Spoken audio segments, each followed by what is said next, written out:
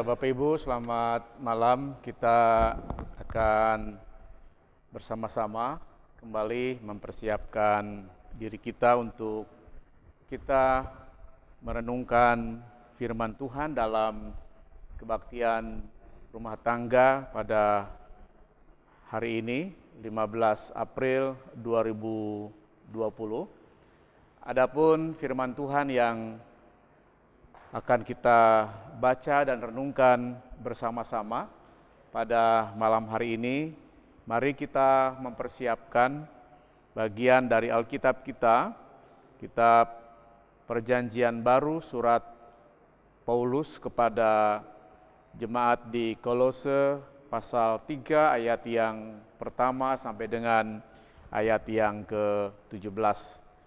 Namun Bapak Ibu Saudara sidang jemaat Tuhan, sebelum bersama-sama kita mendengarkan firman Tuhan, mari kita bersatu hati di dalam doa kita, mari kita berdoa. Ya Tuhan Allah Bapa yang kami sembah dan yang kami muliakan, kami sungguh bersyukur kehadirat-Mu ya Tuhan, karena masih dalam semangat kebangkitan Kristus, semangat Paskah yang kami alami, kami datang ya Tuhan membawa rasa syukur dan terima kasih kami untuk setiap pemeliharaan dan penyertaan Tuhan dalam kehidupan kami sekalian selaku jemaat Tuhan. Ya Tuhan Bapa dalam sorga, kami sungguh bersyukur ya Tuhan karena Tuhan tetap setia untuk menuntun setiap langkah-langkah kehidupan kami. Baik kami selaku pribadi, kami selaku keluarga lepas keluarga, kami selaku jemaat Tuhan, bahkan kami di dalam kehidupan keseharian kami sebagai bagian dari anggota masyarakat. Ya Tuhan Bapa dalam sorga, pada malam hari ini kami ingin berjumpa dengan Tuhan melalui pemberitaan firman Tuhan dalam kebaktian rumah tangga ini. Ya Tuhan Bapa dalam sorga, kuduskan dan sucikan diri kami masing-masing, agar ketika firman Tuhan taburkan, ketika firman Tuhan nyatakan, maka kami dapat meresapinya, kami dapat menyambutnya dengan penuh sukacita. Bahkan Tuhan juga yang berkenan untuk menopang kami, Tuhan yang berkenan untuk menolong kami, supaya kami dimampukan untuk mewujud nyatakan dan mengaplikasikan firman Tuhan tersebut dalam kehidupan kami setiap hari, dalam pikiran kami, perkataan kami, dan dalam perbuatan kami. Ya Tuhan, bagi hamba-Mu yang akan Tuhan pakai menyampaikan firman, berkati ya Tuhan, supaya dalam kuasa Roh Kudus-Mu, Tuhan berikan ia kekuatan untuk dapat menyampaikan kebenaran firman Tuhan, dan biarlah ya Tuhan, hamba-Mu bersama-sama dengan seluruh jemaat Tuhan dapat memperlakukan firman Tuhan tersebut dalam kehidupan setiap hari. Tuhan terima kasih, berfirmanlah kepada kami, karena kami sekalian anak-anak-Mu sedia untuk menyambut firman-Mu. Di dalam nama Tuhan Yesus Kristus, Tuhan penebus juru selamat, kami sudah berdoa dan mengucap syukur. Amin. Bapak Ibu Saudara sidang jemaat Tuhan, adapun firman Tuhan yang kita akan baca bersama-sama sebagai bahan Alkitab dalam perenungan kita di kebaktian rumah tangga pada malam hari ini, dari Kolose pasal 3 ayat yang pertama sampai dengan ayatnya yang ke-17. Demikian firman Tuhan, saya bacakan bagi kita sekalian.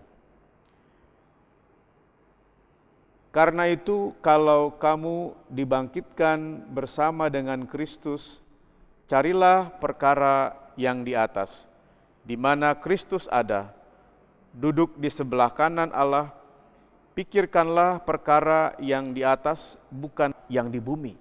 Sebab kamu telah mati dan hidupmu tersembunyi bersama dengan Kristus di dalam Allah. Apabila Kristus yang adalah hidup kita menyatakan diri kelak, kamu pun akan menyatakan diri bersama dengan Dia dalam kemuliaan. Karena itu matikanlah dalam dirimu segala sesuatu yang duniawi, yaitu percabulan, kenajisan, hawa nafsu, nafsu jahat, dan juga keserakahan, yang sama dengan penyembahan berhala.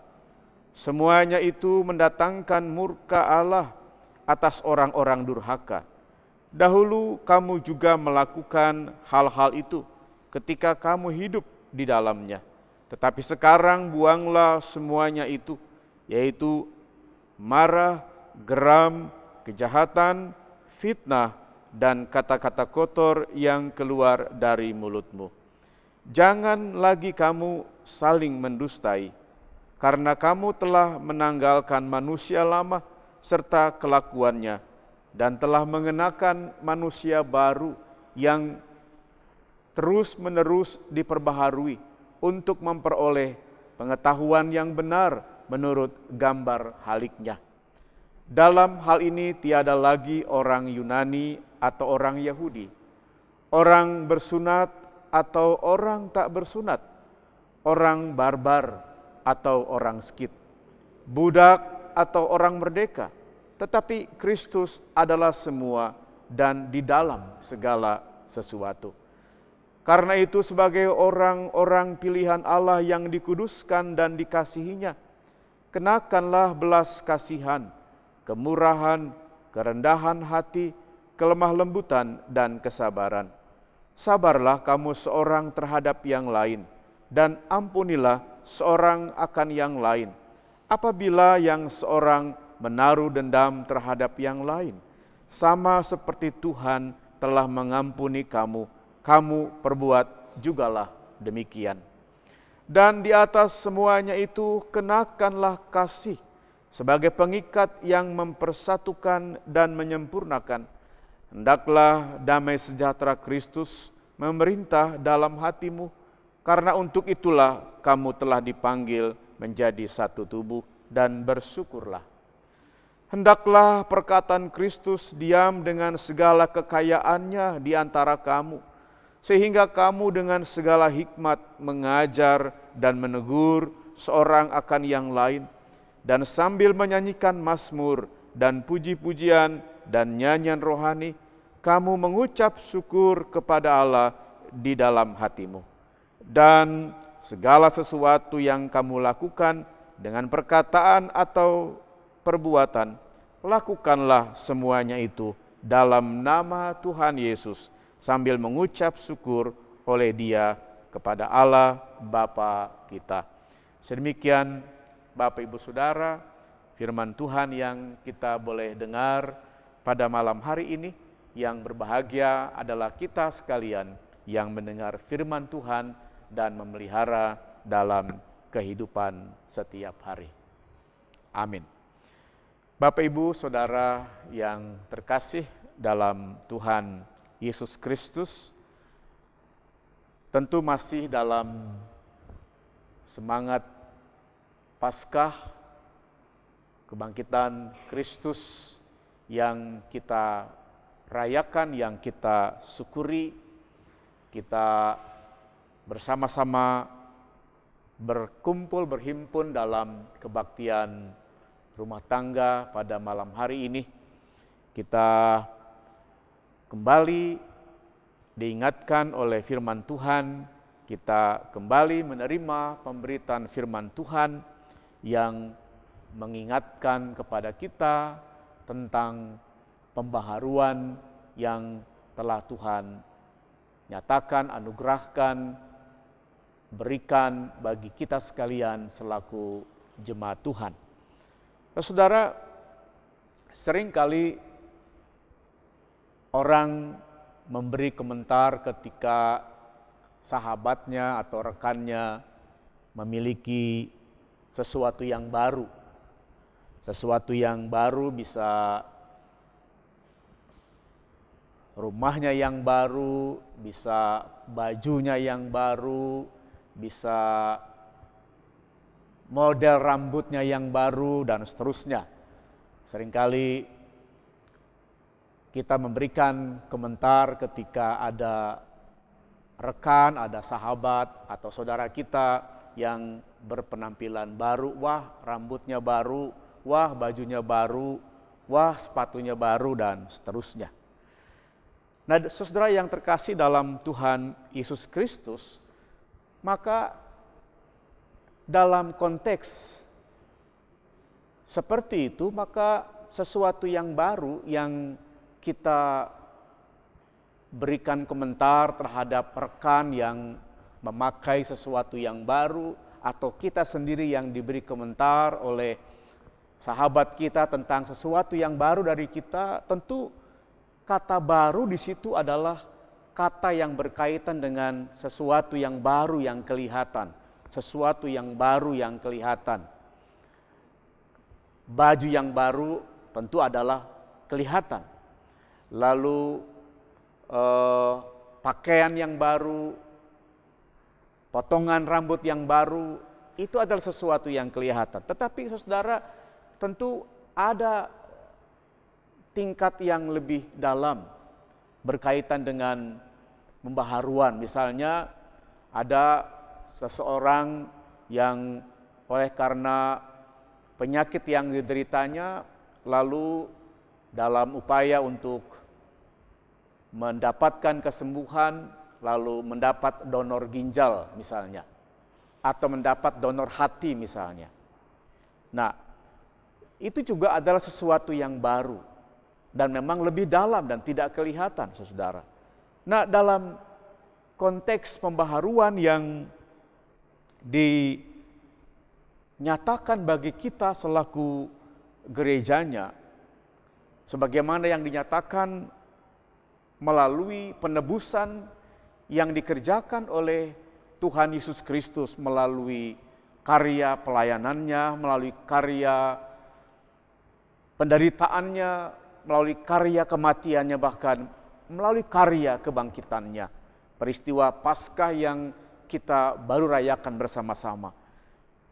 Maka dalam karya Kristus itu memperbaharui seluruh keberadaan kita. Tidak hanya kulit yang diperbaharui oleh Kristus, tetapi lewat karya Kristus kita sudah menjadi baru, saudara. Oleh karya Kristus maka kita bukan lagi orang-orang gelap, tetapi kita adalah orang-orang yang sudah diperbaharui dalam terang Kristus. Kita bukan lagi anak-anak malam, tapi kita telah menjadi anak-anak siang.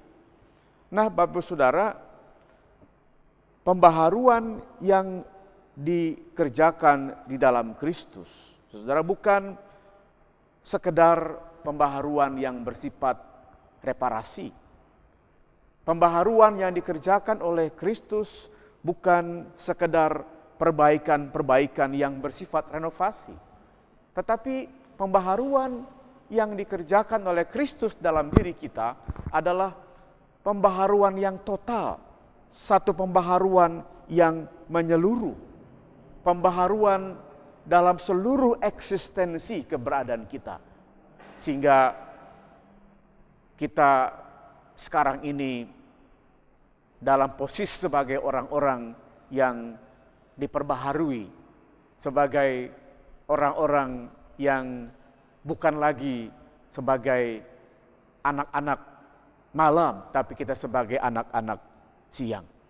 Nah, Bapak Ibu, Saudara, sidang jemaat yang terkasih di dalam Tuhan Yesus Kristus, sebagai orang-orang yang telah diperbaharui secara total oleh karya penebusan yang dikerjakan oleh Allah dalam Kristus Yesus. Lalu pertanyaannya adalah apa dan bagaimana tugas dan tanggung jawab kita setelah kita dijadikan baru? Ini pertanyaan penting, Bapak Ibu Saudara. Sesudah kita oleh anugerah, oleh kemurahan, oleh karya Allah dalam Kristus Yesus, lewat karya pelayanannya, lewat karya penderitaannya, lewat karya kematiannya, lewat karya kebangkitannya, maka Kristus sudah memperbaharui kita secara total. kita sekarang ini adalah orang-orang yang bukan lagi orang-orang lama, tetapi kita adalah orang-orang yang baru. Nah, pertanyaannya adalah kemudian apa dan bagaimana tugas dan tanggung jawab kita setelah kita diperbaharui oleh Kristus. Nah, Bapak Ibu Saudara yang terkasih di dalam Tuhan Yesus Kristus, pembacaan kita dari Kolose pasal 3 ayat yang pertama sampai dengan ayat yang ke-17. Kita bisa kemudian memperhatikan, melihat apa yang sesungguhnya menjadi tugas dan tanggung jawab kita setelah kita mengalami pembaharuan di dalam Kristus. Dijelaskan saudara ayat 1 sampai dengan ayat 4. Maka di sana dijelaskan kepada kita bahwa kita adalah orang-orang yang mendapat hak-hak istimewa melalui Kristus. Kita dilepaskan dari kewajiban-kewajiban upacara hukum Taurat. Tetapi saudara, Rasul Paulus pun mengingatkan bahwa dilepaskannya kita dari kewajiban-kewajiban hukum Taurat bukan berarti bahwa kita melakoni kehidupan kita dengan semau kita sendiri. Tetapi justru dengan dilepaskannya kita dari kewajiban-kewajiban terhadap hukum Taurat, justru kita harus semakin dekat dengan Allah. Justru kita harus semakin taat dengan panggilan kita untuk memberitakan Injil. Sebab memang itulah tugas-tugas yang Tuhan anugerahkan, yang Tuhan nyatakan kepada kita. Nasihat Rasul Paulus kepada jemaat di Kolose, supaya jemaat di Kolose mengarahkan hati ke sorga. Itulah saudara yang diingatkan oleh Rasul Paulus kepada jemaat di Kolose, juga bahkan kepada kita sekalian, bahwa dilepaskannya, dibebaskannya kita dari belenggu hukum Taurat bukan berarti bahwa cara-cara kehidupan kita sebagai orang-orang yang sudah diperbaharui oleh karya penebusan Kristus Yesus, sehingga kita bukan lagi anak-anak gelap, tapi kita adalah anak-anak terang. Saudara, justru kita dipanggil untuk mengarahkan hati kita ke sorga, untuk mengalahkan pandangan kita ke sorga. Kita adalah orang-orang yang dibangkitkan bersama-sama dengan Kristus. Kristus yang bangkit membuat kita menjadi bangkit. Kita telah mati oleh karena dosa-dosa kita, bersama-sama dengan Kristus yang mati.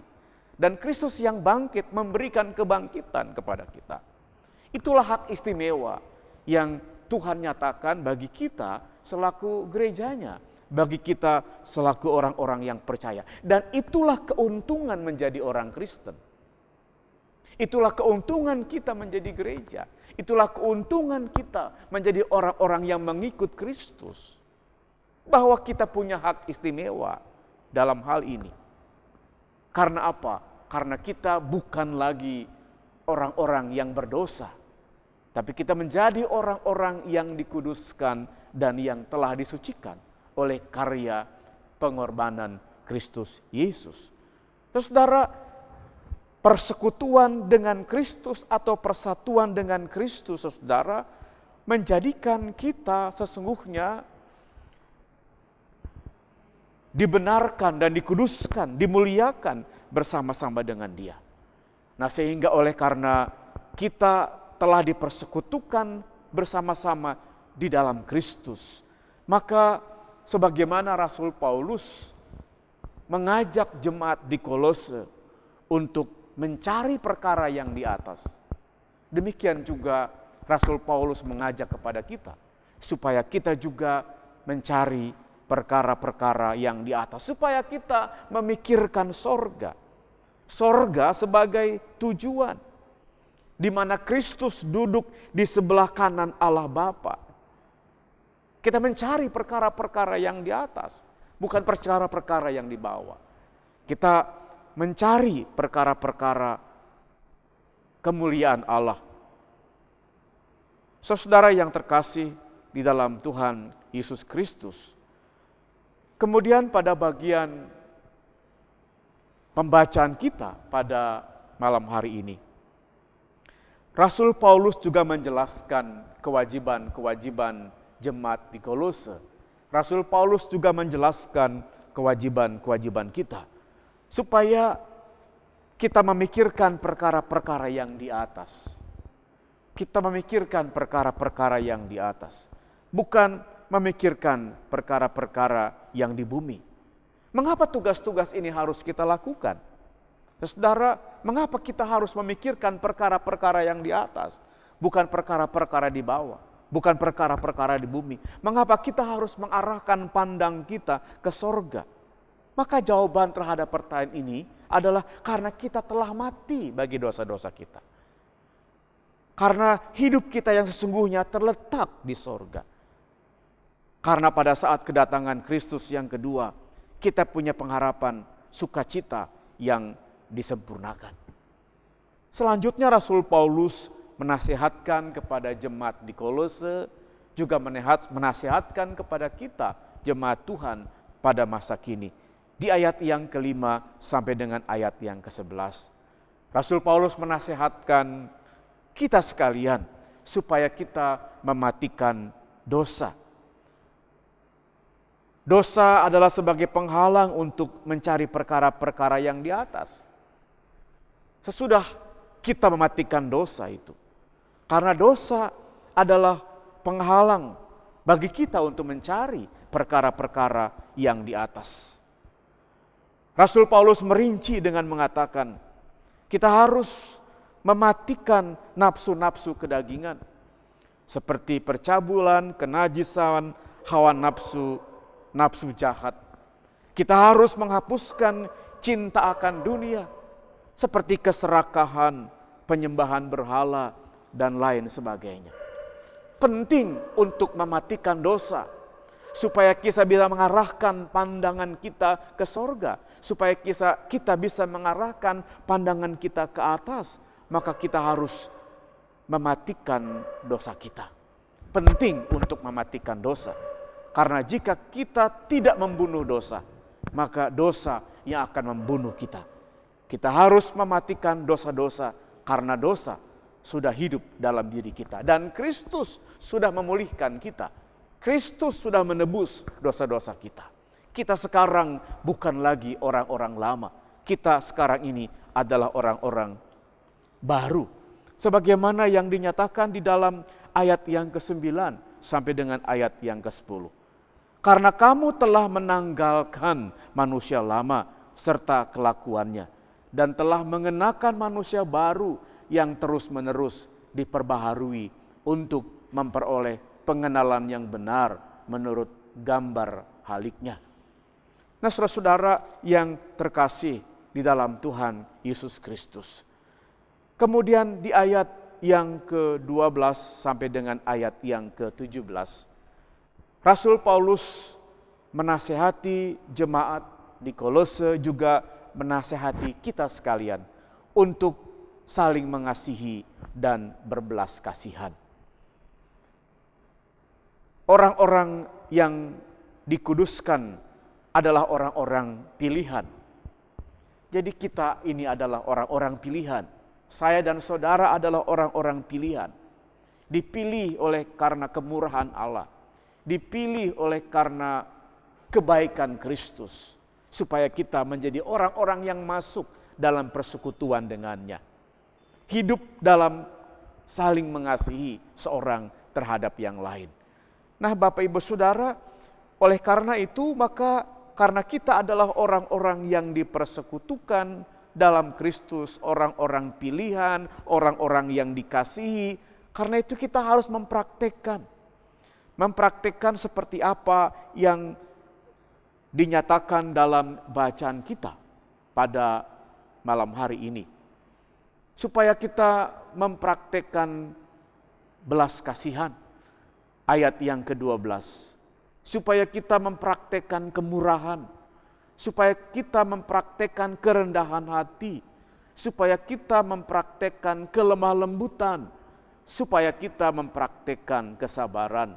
Ayat yang ke-13, sabarlah kamu seorang terhadap yang lain, dan ampunilah seorang akan yang lain. Apabila yang seorang menaruh dendam terhadap yang lain, sama seperti Tuhan telah mengampuni kamu, kamu perbuat jugalah demikian. Saudara, itulah yang diminta untuk dipraktekkan dalam kehidupan kita sebagai orang-orang yang sudah dibangkitkan bersama-sama dengan Kristus. Sebagai orang-orang yang sudah menerima Paskah, menerima kemuliaan Tuhan yang telah memperbaharui kita. Nah, agar semuanya itu bisa kita lakukan, Bapak Ibu Saudara, maka pada bagian ayatnya yang ke-14 sampai dengan ayat yang ke-17, maka supaya kita bisa mempraktikkan semua yang dinasehatkan oleh Rasul Paulus, oleh firman Tuhan kepada kita sekalian, maka ayatnya yang ke-14 sampai dengan ayat yang ke-17, itulah yang dapat kita lakukan supaya kita bisa melakukan apa yang firman Tuhan perintahkan bagi kita.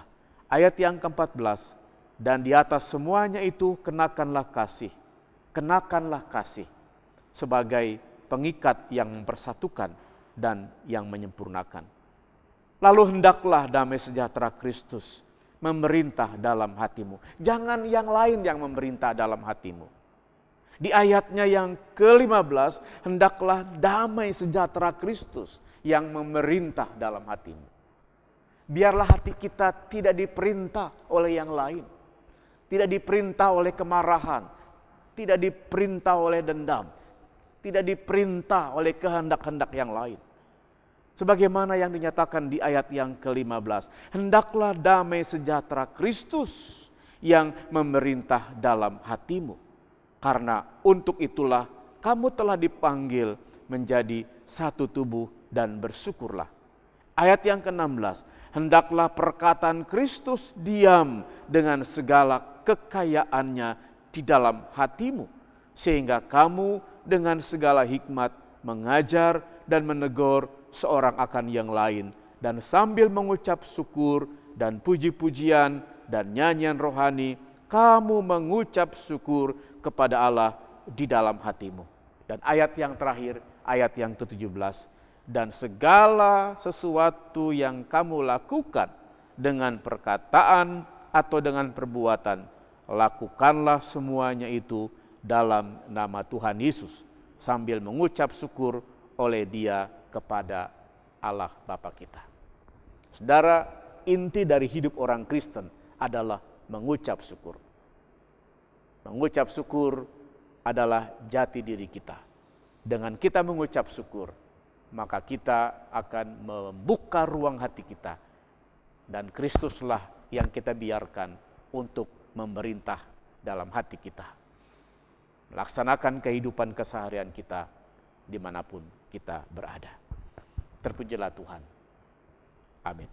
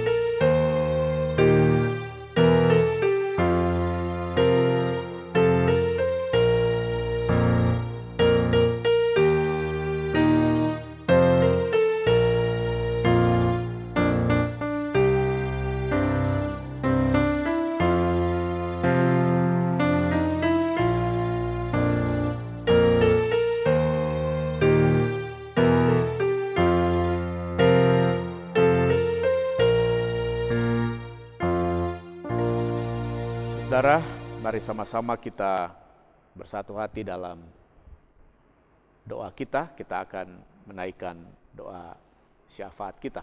Mari kita berdoa.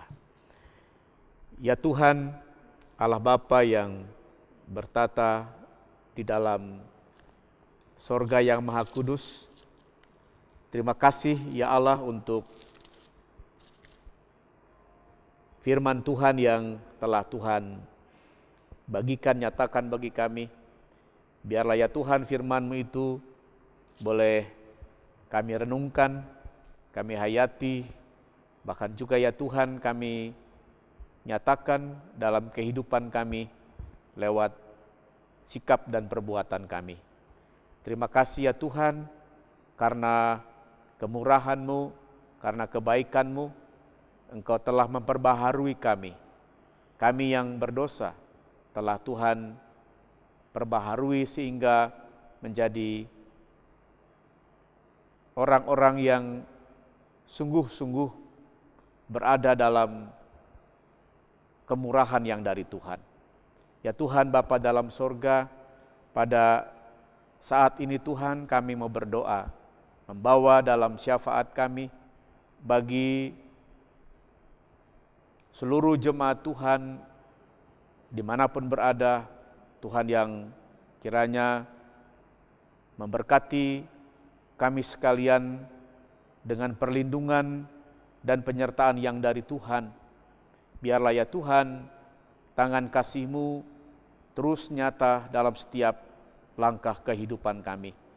Ya Tuhan, kami mengingat jika ada jemaat Tuhan yang sedang dalam keadaan sakit, Tuhan yang berkenan kiranya untuk memberkati mereka dengan kekuatan, kesabaran, bahkan terlebih ya Tuhan, dalam segala pengharapan kami kepadamu, Allah sumber segala berkat, Allah tabib di atas segala tabib, Allah dokter di atas segala dokter.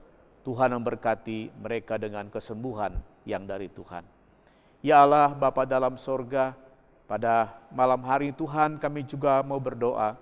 Kami ingin menyerahkan ya Tuhan Gereja Kristen Pasundan Yerwel Cibubur, di mana kami dihisapkan dalam persekutuan gereja Tuhan itu. Ya Tuhan berkati kiranya seluruh gerak penata layanan yang kami lakukan. Biarlah ya Tuhan sekalipun pada masa-masa kevakuman dalam kegiatan yang dilakukan, yang diselenggarakan di gereja, namun ya Tuhan kami tetap berkenan untuk menikmati persekutuan yang Tuhan nyatakan di rumah-rumah, baik melalui kebaktian minggu maupun kebaktian rumah tangga dan yang lainnya Tuhan. Kami mengucap syukur, biarlah ya Tuhan Engkau berkati terus penata layanan yang kami lakukan. Engkau berkati juga ya Tuhan kiranya majelis jemaat, Tuhan berkati juga kiranya pendeta jemaat, Tuhan berkati juga kiranya komisi-komisi yang ada, Tuhan berkati juga kiranya panitia-panitia, Tuhan berkati sektor-sektor, supaya ya Tuhan melalui penata layanan kami, nama Tuhan dipermuliakan. Ya Allah Bapa dalam sorga, pada malam hari ini Tuhan kami juga berdoa, kami ingin menyerahkan masyarakat, bangsa dan negara kami Tuhan, di tengah-tengah situasi yang masih memprihatinkan akibat dari pandemi COVID-19, kami ingin terus membawa dalam doa syafaat kami. Biarlah ya Tuhan, Engkau yang berkenan untuk menolong kami semua, bahkan masyarakat dunia, agar pada saatnya Tuhan berkenan untuk memberikan kami jalan keluar dan penyelesaian dari segala pergumulan ini. Ya Tuhan berkati kiranya seluruh masyarakat dunia, bahkan pemerintah, bangsa dan negara kami, untuk mencari solusi yang terbaik terkait dengan pergumulan yang ada ini. Ya Tuhan Bapa dalam sorga, terima kasih Bapa. Kami juga berdoa ya Tuhan bagi keberadaan kami ketika sebentar kami akan mengakhiri kebaktian rumah tangga ini. Dan kami pada malam nanti akan beristirahat masing-masing di tempat tinggal kami masing-masing. Biarlah ya Tuhan, Engkau berkenan juga untuk menjagai kami, supaya kami dapat tidur dengan baik.